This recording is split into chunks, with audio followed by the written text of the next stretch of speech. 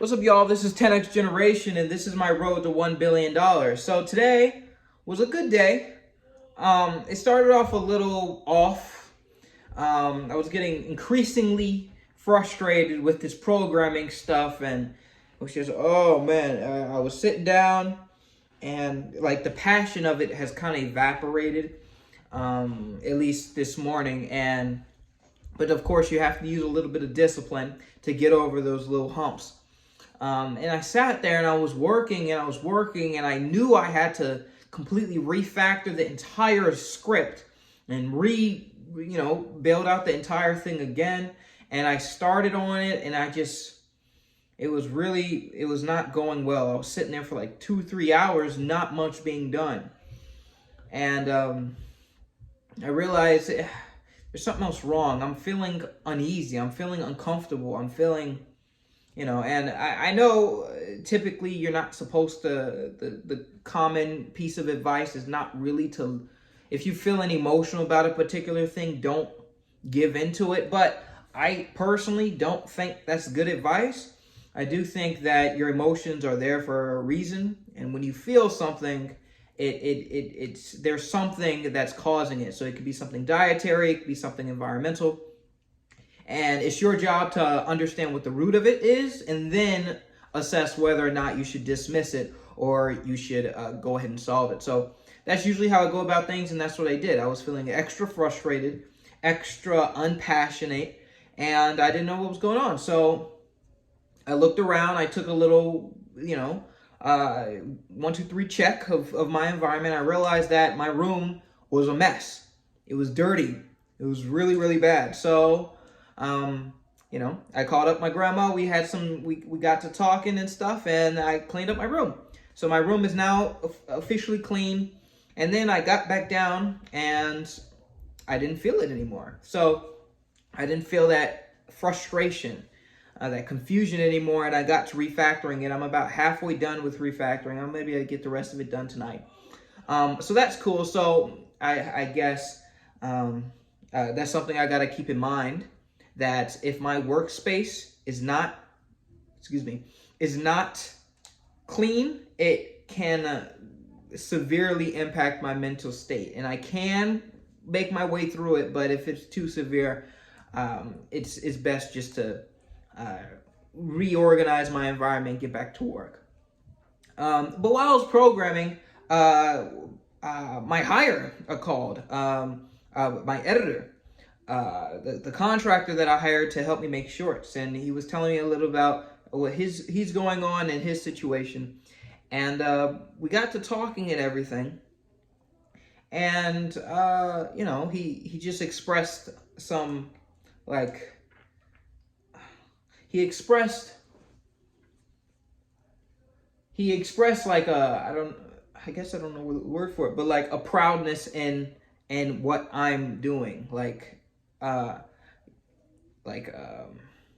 I'm doing these videos every single day and how I'm detailing my progress and how I'm doing that stuff. And just him telling me that was something that was very invigorating. I was like, wow, I need to keep going where I'm going. I need to keep doing what I'm doing. There's people watching me and they're inspired to do greater things in their life.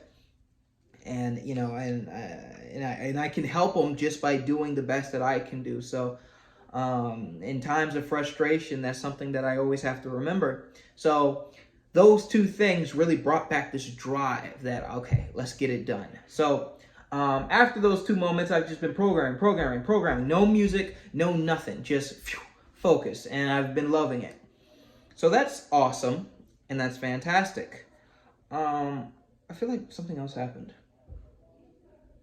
Yeah. So with the programming thing, I found out why I was getting so frustrated. Because I forgot, I just didn't implement one of the basic rules of programming or not rules, but procedures, methods. I'm forgetting the word. I don't know why my words is messing up. But I didn't use the principles of OOP, or object-oriented programming. I wasn't using it. The reason why I didn't use it was because I thought this project was going to it's an MVP, and it's a super simplified version of what I want to do. So I didn't make use of things like objects and classes and things like that. And inheritance, I didn't use any of that.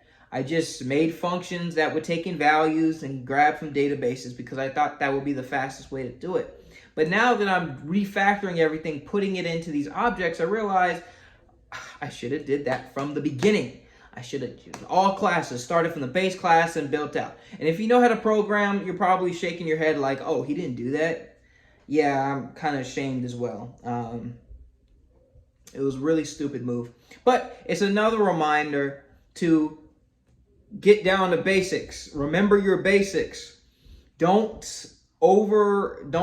think you are whatever better or can move faster than the basics. Always got to remember your basics. If you're building something, remember the basics of building that particular thing. And in my case, in programming, object-oriented programming, my code is so much more readable, so much simpler, and all that. So yeah, just that's a lesson I can take anywhere.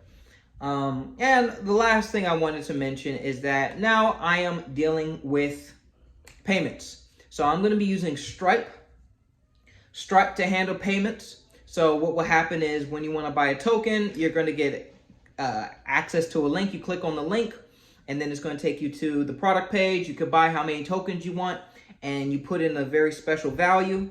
That's how I'm thinking about doing it. You put in a special value, and then I have to set up a webhook. And a webhook basically is just like, it's like an API, like notification, I guess. Like whenever something happens, you can set up the webhook to notify or provide real-time updates to some other application through the internet. So my bot. So when you go on this website, you put in a particular value and you buy the tokens, they'll automatically go into this Neon controller server, and then you can then use those tokens to go ahead and purchase time on other people's computer. So that's going well.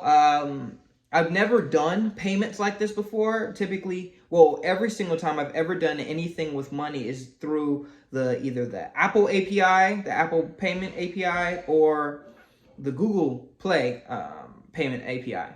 So this is a new thing, but it's exciting because Stripe is a lot more versatile. You can do things with web. You could do all types of things with this webhook and their portal and everything. So that's super duper cool. And I have a really neat dashboard to see the track sales and do all that. So that's super duper cool. And that's everything that I've worked on. I apologize that the last video wasn't super good. I just wasn't feeling super well. And I'm here to keep it completely real with y'all guys. So wasn't feeling super well and wasn't feeling super motivated, but I wanted to get it done. And that's what I did. But hopefully today's video is a little bit more informative, more enjoyable, and more lively. Yeah, so if you enjoyed it, please like, comment, and subscribe. And share with a friend if you think they have what it takes to become a billionaire, or has what it takes to reach their own goals. And maybe this video can help them. But yeah, I make these videos every single day, so I'll see you guys tomorrow.